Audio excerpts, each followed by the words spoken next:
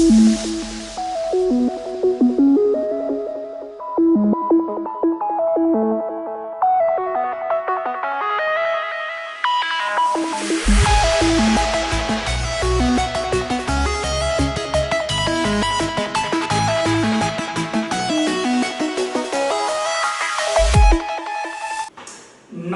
विद्यार्थी मित्रों, कैलाश विद्यालय में आप सभी हार्दिक स्वागत करू છું। આપ સૌને આવકારું છું। વિદ્યાર્થી મિત્રો, આજનો આ વિડિયો ધોરણ 12 કોમર્સ જેમાં આંકડાશાસ્ત્ર વિષય પહેલું ચેપ્ટર બધા જ ઉદાહરણો આપણે વ્યવસ્થિત શીખી ગયેલા છીએ। તો હવે આપણે સ્વાધ્યાય તરફ જઈ રહ્યા છીએ। તો સ્વાધ્યાયમાં બધા જ દાખલાઓની જરૂરી સમજૂતી હું આપતો જઈશ અને તમારે જાતે દાખલા ગણવાના છે, જેથી કરીને તમને ખબર પડે કે તમને કેટલું આવડે છે અને હવે પછી કેટલી મહેનત કરવી પડશે। અને જો સ્વાધ્યાયના દાખલા તમને આવડી જાય તો સમજવું કે આપણે 12 માંથી 12 માર્ક્સ બોર્ડની પરીક્ષામાં રોકડા મેળવી શકીએ। તો અત્યારે આપણે MCQ નો અભ્યાસ કરવાનો છે। તો તમારી ટેક્સ્ટ બુકમાં પેજ નંબર 47 ઉપર વિભાગ A આપેલો છે। તમારી ટેક્સ્ટ બુક ખોલી રાખજો, જેથી કરીને તમે ટિક કરતા જાઓ અથવા તો પ્રશ્ન વાંચી અને જવાબની પણ ખબર પડતી જાય। પહેલો વિકલ્પ એવો છે મિત્રો કે ચલ રાશિની કિંમતમાં થતા લાંબા ગાળાના ફેરફારોની સરખામણી માટે કઈ રીત ઉપયોગી બને છે। તો યાદ કરી દો કે આપણે બે રીતો શીખ્યા છે, એક અચળ આધારની રીત અને બીજું પરંપરિત આધારની રીત। પરંપરિત આધારની રીત છે એ ટૂંકા ગાળા માટે આવે અને અચળ આધારની રીત છે એ લાંબા ગાળા માટે આવે। ખાસ ધ્યાન રાખજો, દરેક MCQ માં આપણે સાથે સાથે બીજા વિકલ્પો પણ સમજતા જઈશું। અહીં લાંબા ગાળાના ફેરફાર માટે તો એનો જવાબ આવશે અચળ આધારની રીત। આમાંનો પ્રશ્ન છે કે ટૂંકા ગાળાના ફેરફારો માટે કઈ રીત ઉપયોગી છે, તો જવાબ આવશે પરંપરિત આધારની રીત। પેજ ફેરવશો એટલે તમને બીજો MCQ જોવા મળશે। લાસ્ટ પેયરના સૂચકાંકની ગણતરીમાં કયો વપરાશ લેવામાં આવે છે? તો સૌથી પહેલા યાદ કરાવી દો ત્રણ સૂત્રો, લાસ્ટ પેયર, પાસે અને ફિશર। લાસ્ટ પેયર એટલે 0, પાસે એટલે 1, 0 એટલે આધાર વર્ષ અને 1 એટલે ચાલુ વર્ષ। તો લાસ્ટ પેયરમાં આધાર વર્ષ આવે, કારણ કે લાસ્ટ પેયરનું સૂત્ર IL બરાબર સિગ્મા P1 Q0, Q0 એટલે આધાર વર્ષનો જથ્થો। તો આપણો જવાબ થશે આધાર વર્ષનો વપરાશ।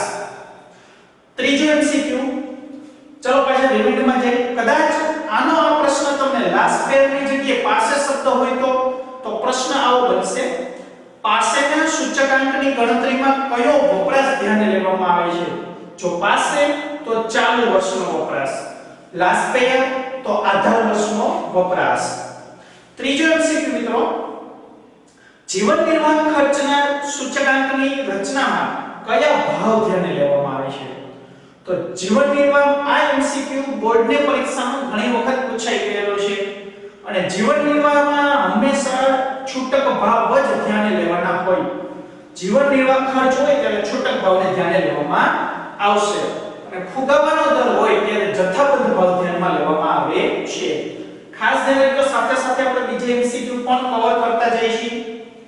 આગળ વધીએ, પ્રશ્ન નંબર 4, કૌટુંબિક બજેટની રીતમાં વસ્તુનું કયું ખર્ચ ભાર તરીકે લેવામાં આવે છે? તો કૌટુંબિક બજેટનું સૂત્ર શું? તો કે IW વાળી રીત, I બરાબર સિગ્મા IW છેદમાં સિગ્મા W, જ્યાં W એટલે શું? તો કે W એટલે ભાર, મહત્વ, ટકાવારી। આવું કંઈ આપેલું ન હોય તો W બરાબર P0 Q0 હોય। Q0 એટલે શું? તો કે Q0 એટલે આધાર વર્ષ આવશે, તો એના આધારે આપણો જવાબ થશે આધાર વર્ષનું ખર્ચ।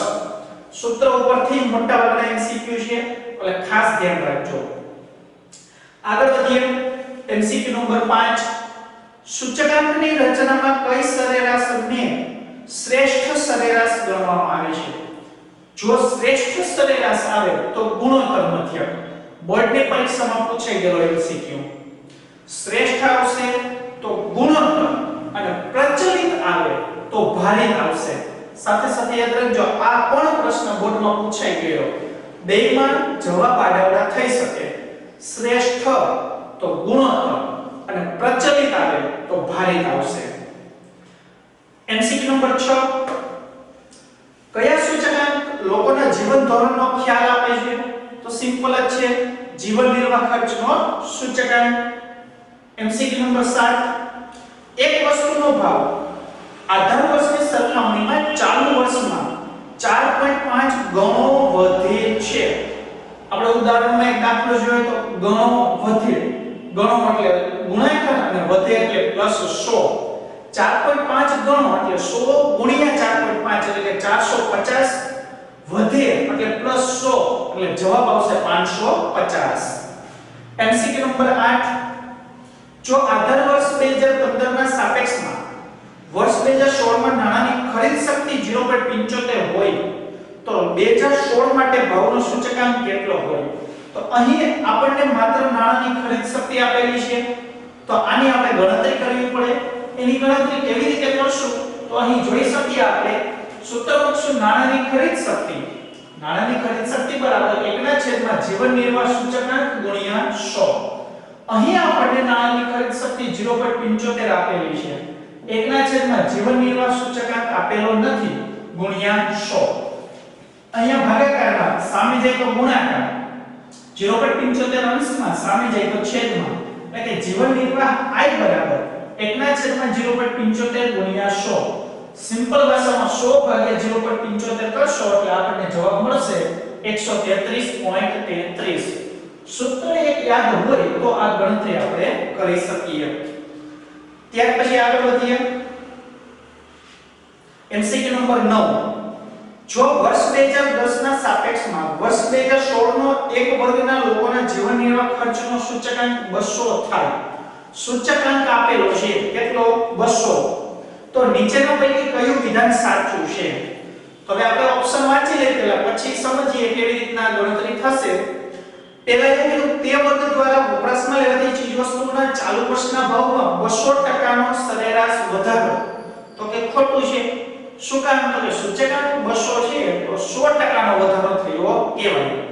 બીજું, તે વર્ગ દ્વારા વપરાશમાં લેવાતી ચીજવસ્તુઓના ચાલુ વર્ષના ભાવમાં 100% નો સરેરાશ ઘટાડો થયો.